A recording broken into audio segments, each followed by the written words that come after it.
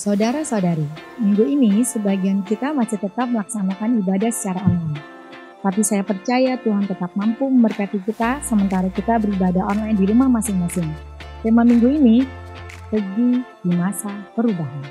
Kita kembali belajar untuk memiliki keteguhan hati dalam memasuki era new normal yang sudah dimulai di bulan Juni ini. Sebelum kita mendengarkan firman Tuhan, mari kita menyiapkan hati untuk memuji Tuhan.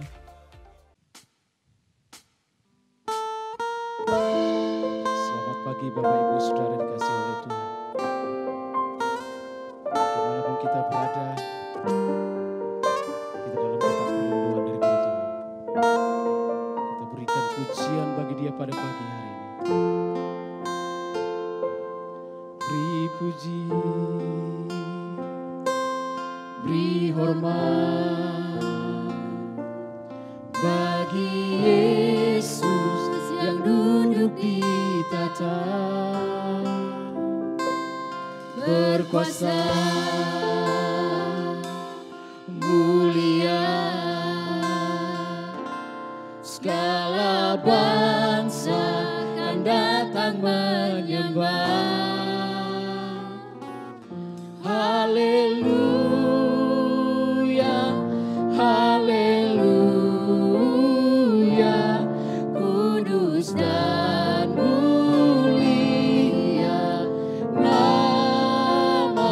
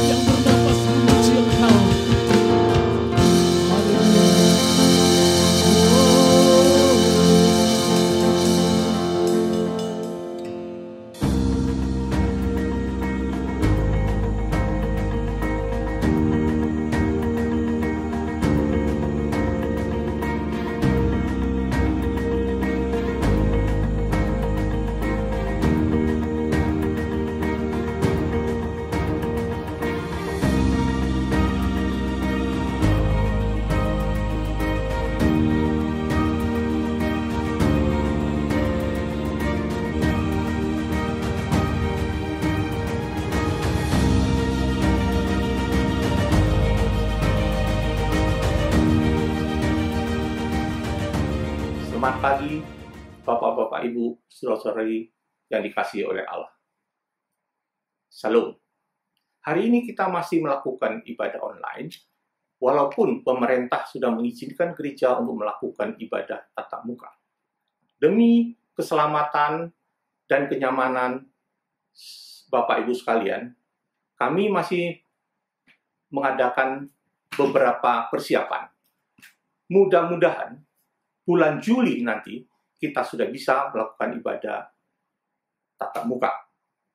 Tentunya sesuai dengan protokol-protokol yang telah ditetapkan oleh pemerintah.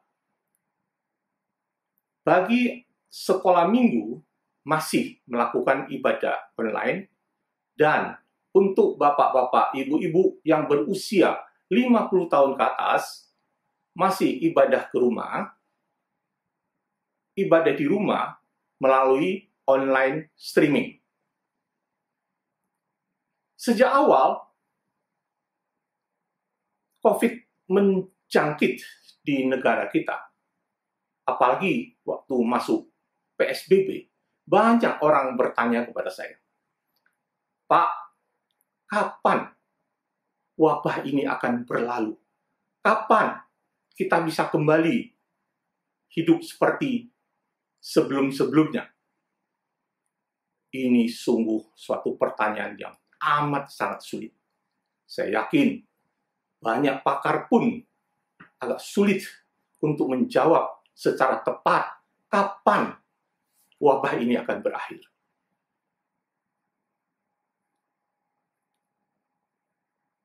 Sampai saat ini, wabah ini telah memberikan dampak kepada seluruh lapisan masyarakat. Tidak pandang status ekonominya, tidak pandang status sosialnya, tidak pandang tua atau muda. Ini membuat kita tidak nyaman. Mungkin di antara kita sudah mulai merasakan suatu masalah di dalam kehidupan kita. Tetapi bersabarlah kita. Karena virus yang kita hadapi saat ini adalah virus yang sangat bandel dan licik. Beberapa contoh, misalnya, pada awal terjangkitnya virus ini di kota Wuhan, negara Tiongkok,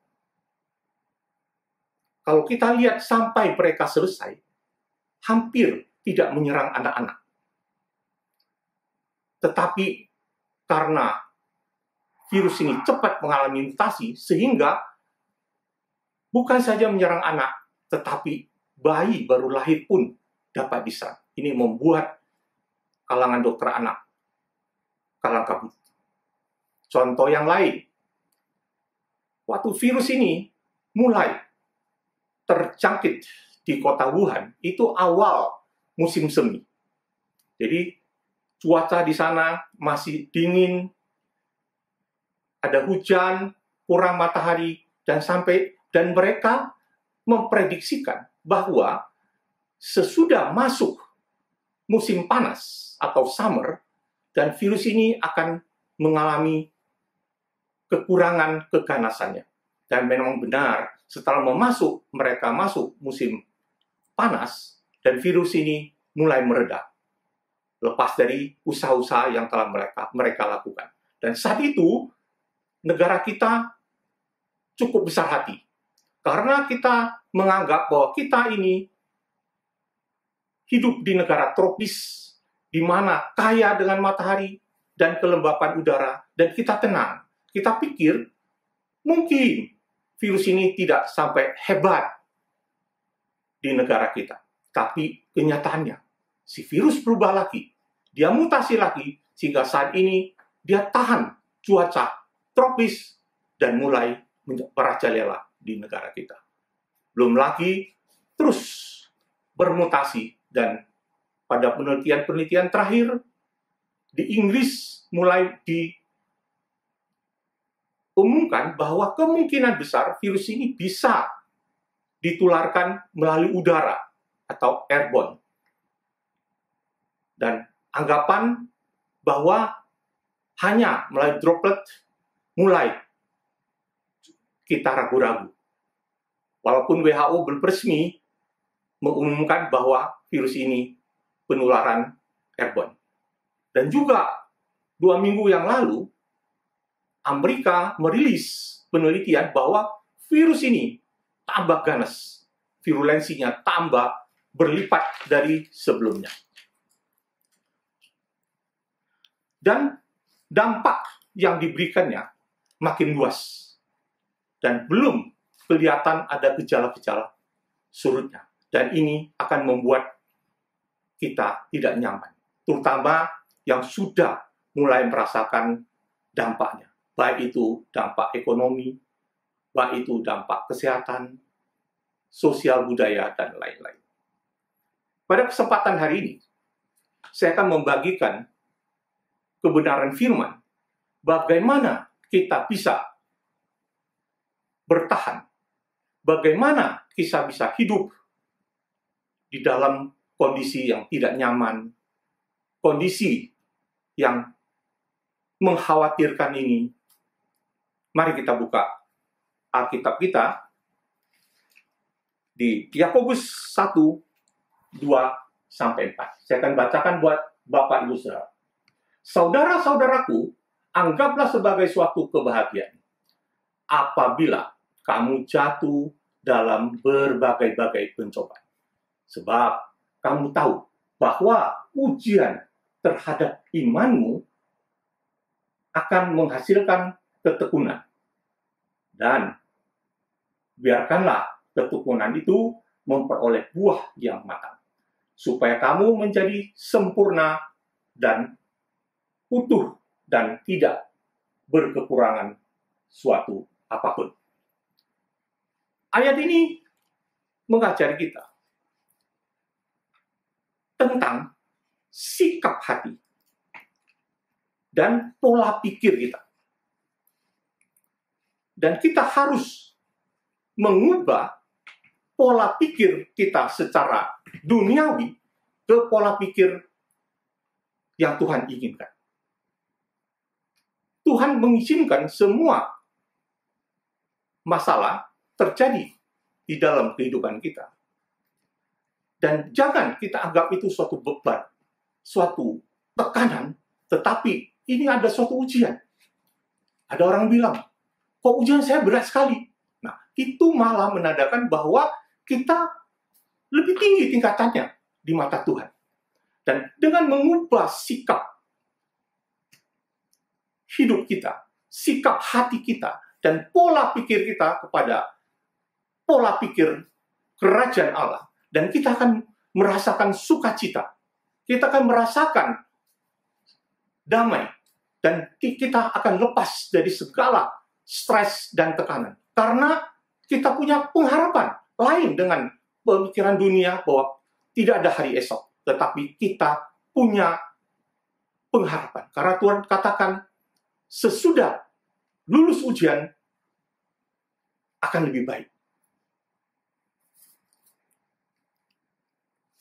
Amsal 17:22 mengatakan bahwa hati yang gembira adalah obat yang manjur, tetapi semangat yang patah akan menurunkan tulang.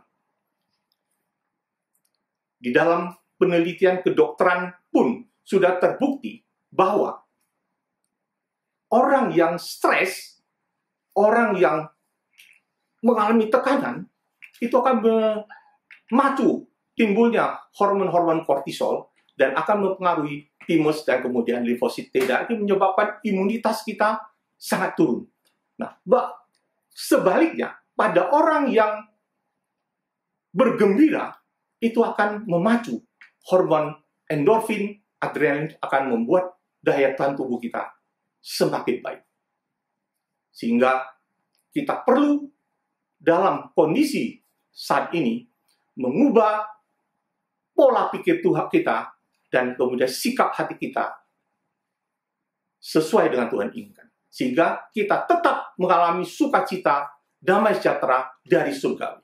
Yang kedua, kita harus percaya kepada Tuhan dan janji-janjinya. Kita tahu bahwa Tuhan yang kita sembah adalah Tuhan yang maha besar. Tuhan yang berkuasa. Tuhan yang hidup. Dan Tuhan yang memperhatikan kita dan memelihara kita. Firman berkata, Tuhan mulai menganyam kita sejak kita ada di kandungan ibu kita. Dan Tuhan memelihara kita. Sampai sehelai rambut kita jatuh pun, Tuhan tahu. Yosua bersaksi di akhir hidupnya. Di Yosua 23 ayat 14, demikian firman Tuhan. Maka sekarang, sebentar lagi, aku akan menempuh jalan segala yang fana. Sebab itu, insaflah dengan segenap hatimu dan segenap jiwamu, bahwa satu pun dari segala yang baik yang telah dijanjikan kepadamu oleh Tuhan Allahmu, tidak ada yang tidak dipenuhi. Semuanya telah digenapi bagimu. Tidak ada satu pun yang tidak dipenuhi. Kita harus percaya kepada janji-janji Tuhan. Kita pegang janji-janji Tuhan. Karena Tuhan kita bukanlah Tuhan yang iseng. Tuhan kita bukanlah Tuhan yang tidak mampu. Semua yang dijanjikan pasti digenapinya. Yosua telah bersaksi bahwa sampai akhir hidup pun semua janji-janji Tuhan yang untuk Yosua semua digenapi. Daud pun bersaksi di Mazmur 37 ayat 25. Dahulu aku muda, sekarang telah menjadi tua, tetapi tidak pernah kulihat orang benar ditinggalkan atau anak cucunya meminta-minta roti. Dengan kata lain, Daud bersaksi bahwa bukan hanya Tuhan memelihara kita, menjamin kehidupan kita, bahkan Tuhan akan memelihara anak cucu kita kalau kita menjalani semua kehendak Tuhan. Kalau kita hidupnya berkenan kepada Tuhan. 1 Korintus 10 ayat 13 kata demikian.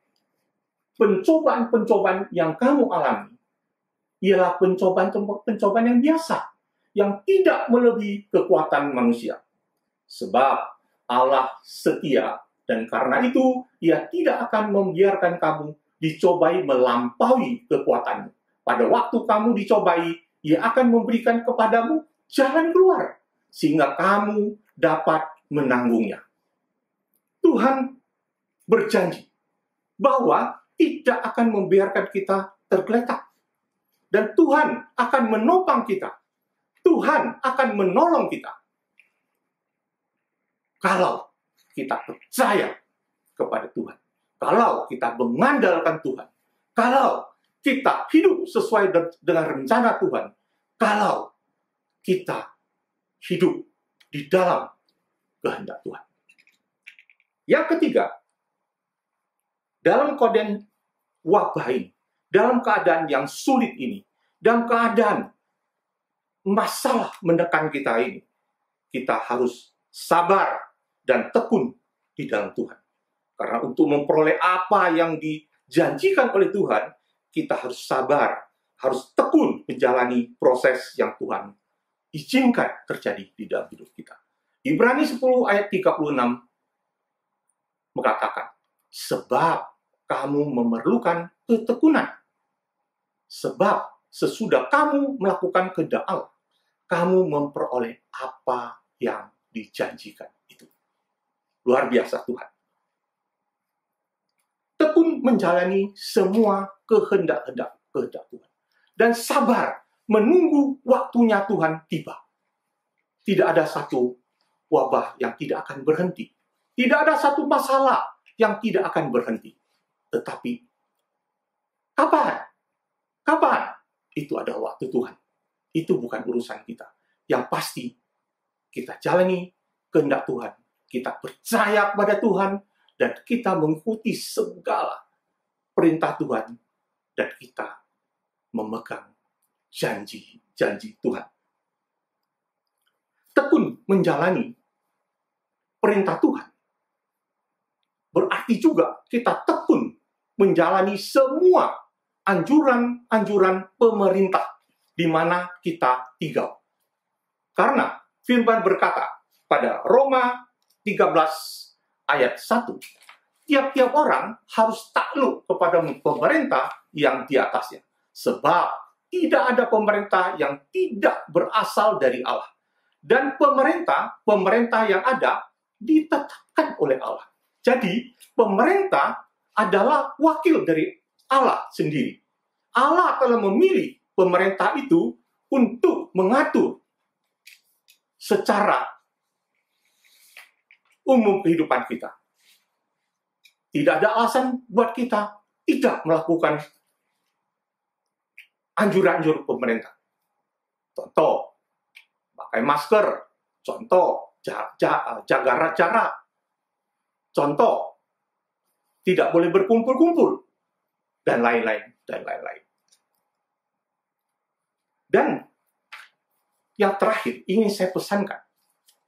Pada kondisi wabah ini, selama kita menjalankan kondisi yang memang sulit bagi kita, ingat, janganlah bersungut-sungut. Janganlah bersungut-sungut. Biarlah sukacita dari Tuhan terus mengalir di dalam kita. Dan kita percaya. Karena Tuhan tidak senang kita bersungut-sungut. Dan kalau kita bersungut-sungut, kita akan mengundang murka Tuhan. Firman Tuhan pada Bilangan 11 ayat 1, demikian bunyi firman, pada suatu kali bangsa itu bersungut-sungut di hadapan Tuhan tentang nasib buruk mereka. Dan ketika Tuhan mendengarkannya, bangkitlah murka Tuhan. Kemudian menyalah api Tuhan di antara mereka dan merajalela di tepi tempat perkemahan. Jadi sekali lagi saya ingatkan, kita harus jalanin hidup ini walaupun tekanannya begitu berat, walaupun kondisi yang menghimpit, kita tetap percaya kepada Tuhan. Kita tetap setia kepada Tuhan dan tidak bersungut-sungut. Haleluya. Kesimpulan firman Tuhan hari ini, ya, walaupun kita dalam masa pencobaan, walaupun kita dalam masa yang sulit, walaupun kita hidup dalam ketidaknyamanan, kita sebagai orang percaya, paling sedikit kita harus melakukan 3 hal ini, yaitu pertama, yaitu memiliki sikap hati dan pola pikir yang benar sesuai kehendak Allah. Yang kedua, percaya kepada Tuhan dan percaya kepada janji-janjinya. Tuhan akan memberikan jalan keluar kepada kita. Dan Tuhan akan memelihara kita. Dan ketiga, sabar dan tekun di dalam Tuhan. Melaksanakan semua yang Tuhan ingin kita laksanakan. Dan janganlah bersungut-sungut di hadapan Tuhan. Tuhan, terima kasih Tuhan. Firman-Mu saat ini kepada kami ya Tuhan. Mengingatkan kami jangan bersungut-sungut di hadapan-Mu Tuhan. Apapun yang kami hadapi, kami sungguh percaya Engkau Tuhan yang besar, Engkau Tuhan yang mengasihi kami, dan Tuhan yang melindungi kami, dan Tuhan yang akan memberikan jalan keluar kepada kami. Dan kami tidak perlu bertanya-tanya, kami tidak perlu bertele-tele bertanya-tanya kapan masalah ini akan selesai. Semua ada di tangan Tuhan. Karena Engkaulah Tuhan yang menguasai segala masalah yang ada di dunia ini. Semua ada di dalam kontrol-Mu Tuhan. Terima kasih Tuhan, kami berdoa untuk semua jemaat-Mu yang mendengarkan firman-Mu ini. Kami berdoa juga untuk semua yang mendengarkan firman ini, baik jemaat maupun bukan jemaat. Kau berkati mereka Tuhan. Jamah mereka Tuhan. Sertai mereka. Tolonglah kalau mereka perlu pertolongan Tuhan. Terima kasih Tuhan. Kami serahkan seluruh kehidupan kami. Kami serahkan seluruh keberadaan kami di dalam pemeliharaan Tuhan. Di dalam nama Tuhan Yesus Kristus kami berdoa. Haleluya. Amin. Mari Bapak Ibu Saudara, kita menghampiri tahtanya. Nama itu yang akan membebaskan setiap kita. Nama Yesus yang akan menemukan kita.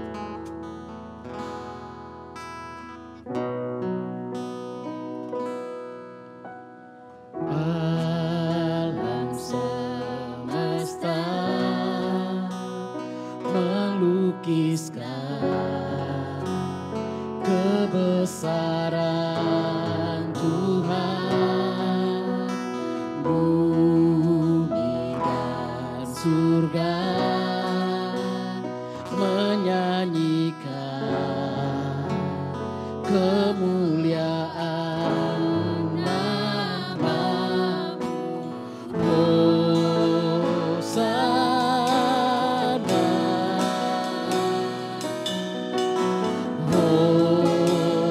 Hosana, layak dipuji disembah, Kaulah yang bertata dulu sekarang dan selamanya, Raja atas segala raja, nama-Mu besar termulia.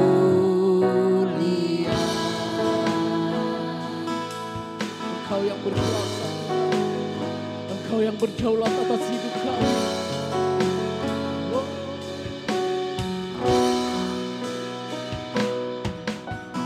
Alam semesta melukiskan kebesaran Tuhan, bumi dan surga menyanyikan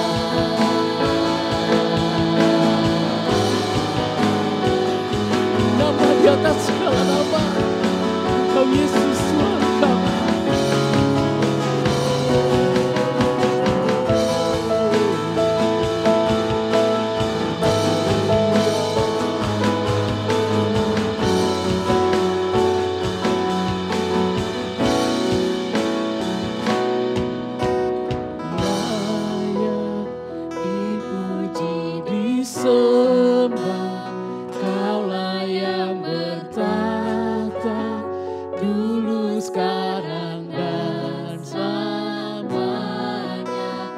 Raja atas segala raja, namamu besar, termulia.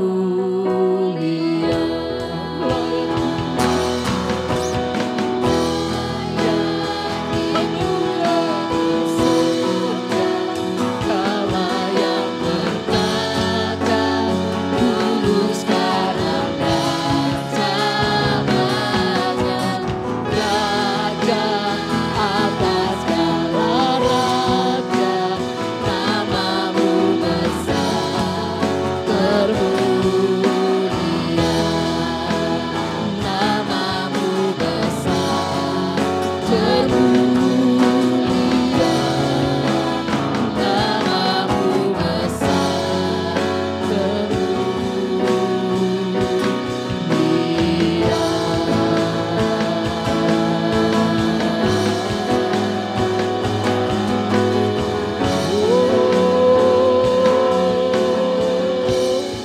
nama di atas segala nama, Yesus, Engkau yang berdaulat Tuhan.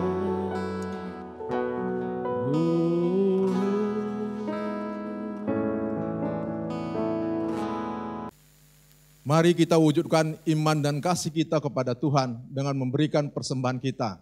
Anda dapat memberikan persembahan dan perpuluhan kita pada nomor rekening berikut ini.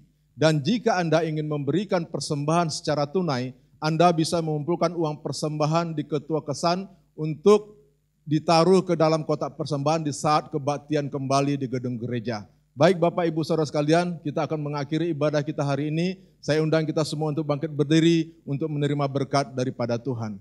Terima kasih Bapa untuk kasih dan anugerah-Mu bagi kami, sehingga kami juga bisa menyelesaikan ibadah hari ini dalam damai sejahtera sukacita-Mu. Berkati kami semua jemaat-Mu ya Tuhan, biar kami diberikan perlindungan oleh Tuhan dari tempat yang maha tinggi. Dan kami menyerahkan semua umat-Mu Tuhan, semua jemaat-Mu ke dalam tangan kasih Tuhan, biarlah Engkau yang memelihara kami semua. Terima kasih Bapa, terpujilah nama Tuhan kekal sampai selama-lamanya. Bapak Ibu Saudara sekalian dikasih oleh Tuhan, angkatlah kedua belah tangan-Mu dan terimalah berkat dari Allah Bapa kita yang di sorga. Kasih karunia yang datangnya dari Tuhan kita Yesus Kristus, serta persekutuan yang manis dengan Roh Kudus, menyertai kita sampai Tuhan Yesus datang kali yang kedua Maranatha.